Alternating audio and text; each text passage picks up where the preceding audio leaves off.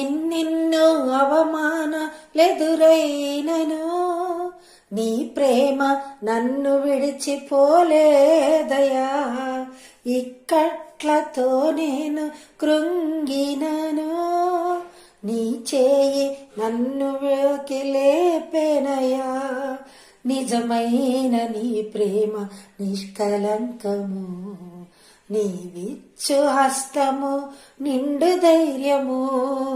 నిజమైన నీ ప్రేమ నిష్కలంకము, నీవిచ్చు హస్తము నిండు ధైర్యము. వందనం యేసయ్యా, కనుడవు నీవయ్యా.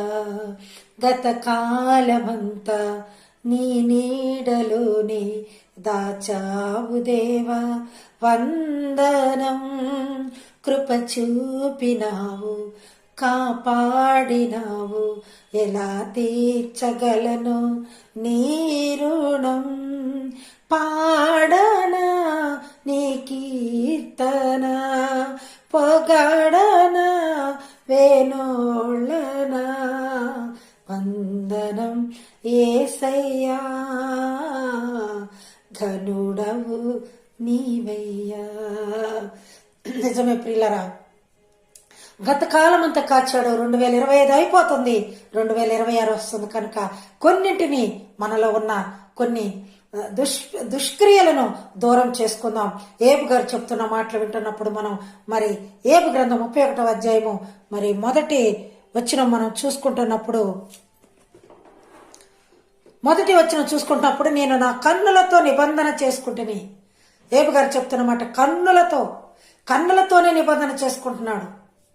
మరి మోహపు చూపుతో చూసి ప్రతివాడు కూడా వ్యభిచరించినట్లే అని బైబిల్ గ్రంథంలో మనం న్యూ టెస్టమెంట్ లో చూసుకుని ఉన్నాం.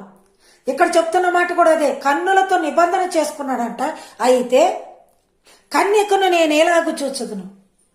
చూసారా, కన్నులతో నిబంధన చేసుకున్నది అయినప్పటికీ ఆ నిబంధన నిలుపుకోవటానికి కన్యకైనప్పుడు ఎలాంటి ప్రెష్ లేకపోతే ఒక వస్తువు కావచ్చు, లేకపోతే చెడు క్రియ కావచ్చు, ఏదైనప్పటికీ కన్యకను నేను ఎలాగో చూచుకుందును, అసలు చూచుదును అని ఉంది బైబిల్, చూచుదును.